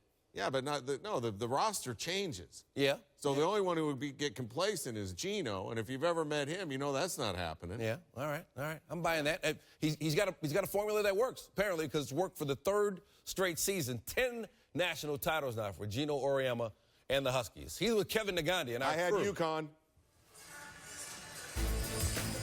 The dynasty started back in 1995 with Rebecca Lobo capping off an undefeated season. Many stars have called stores home. Bird, Taurasi, Moore, Dolson, Stewart, Hartley, Mosqueda, Lewis, Jefferson. They all had a share of the success. The one constant, Geno Auriemma and Chris Daly dominating the college game with another title, 10 for 10. And Geno Auriemma joins us as we take a look at the history matching up with John Wooden.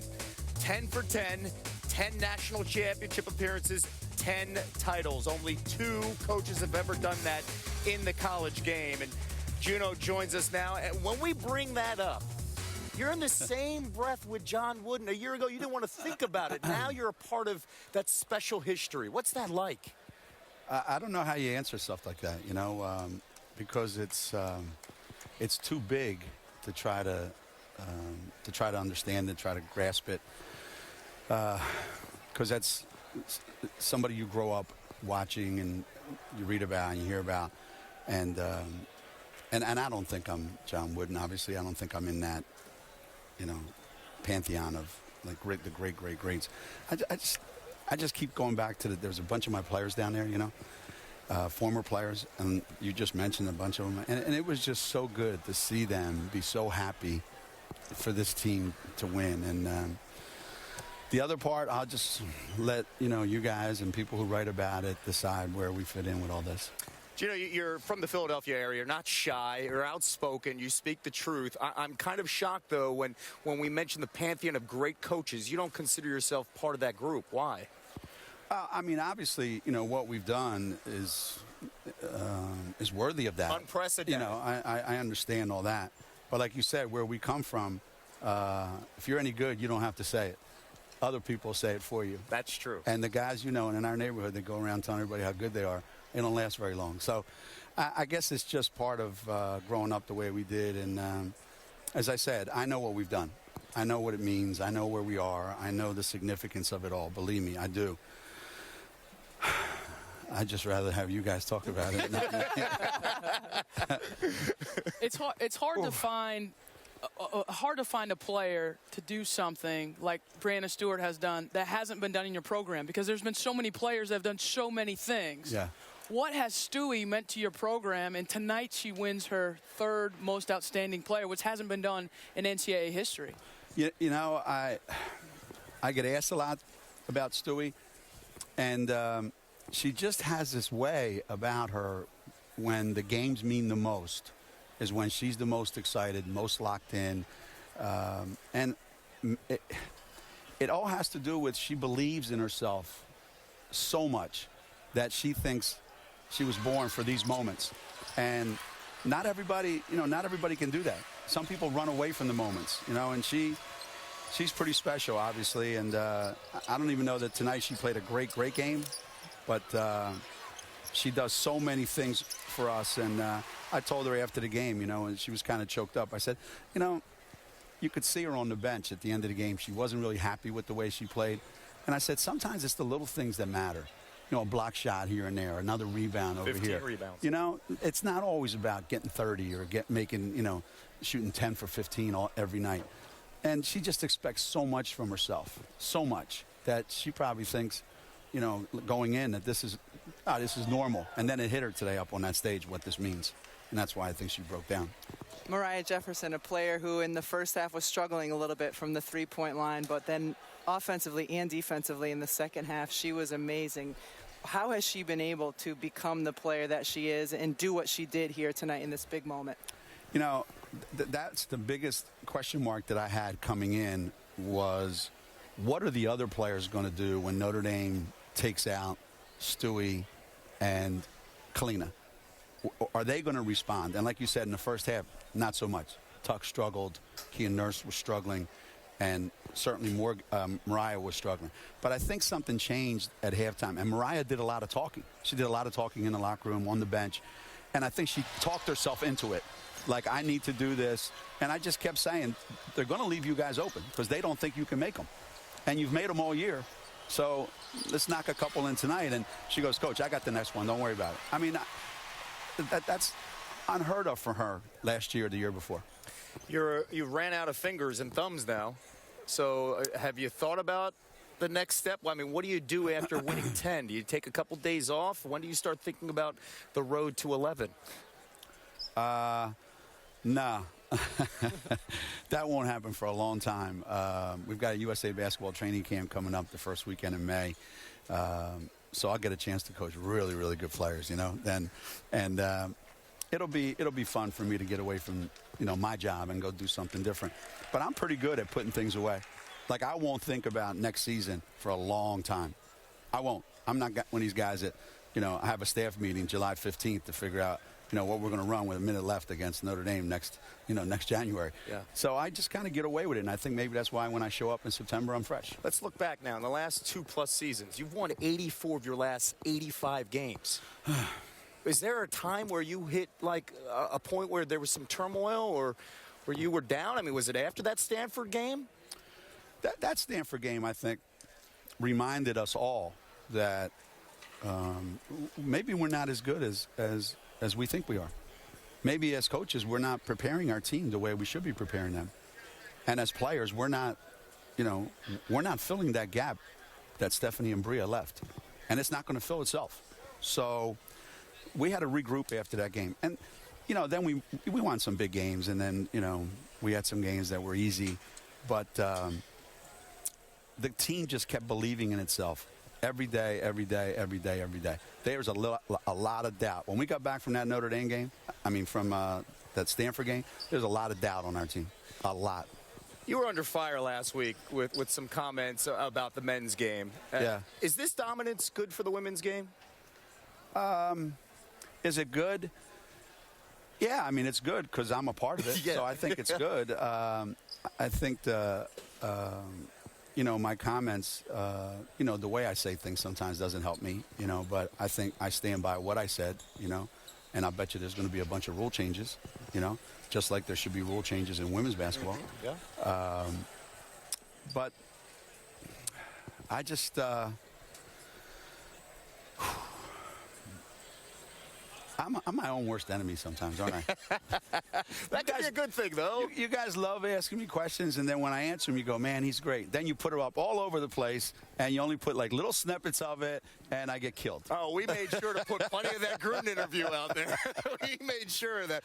Does it ever get old, standing up on that podium? No. The whole process? No, never. Never. It doesn't. Sometimes during the season, the grind gets old, and another plane trip, another game, another day of practice, another, a day off isn't even a day off. You're out recruiting. So that can become, a little bit of a grind. But when you get to March, you know, I hate to say this, but we've gotten to the point in our program that when practice starts October 15th, we're practicing for March 15th. That's what brings us life. When the month of March comes, we just change into something that I love, and that never gets old. Well, it's the second week of April. You can go enjoy it. Yeah. All right, congratulations. Thanks. Title number 10, Geno Auriemma. And by the way, Geno has more titles than every other active women's basketball coach combined in the game, as UConn celebrates another national championship. Back to SportsCenter.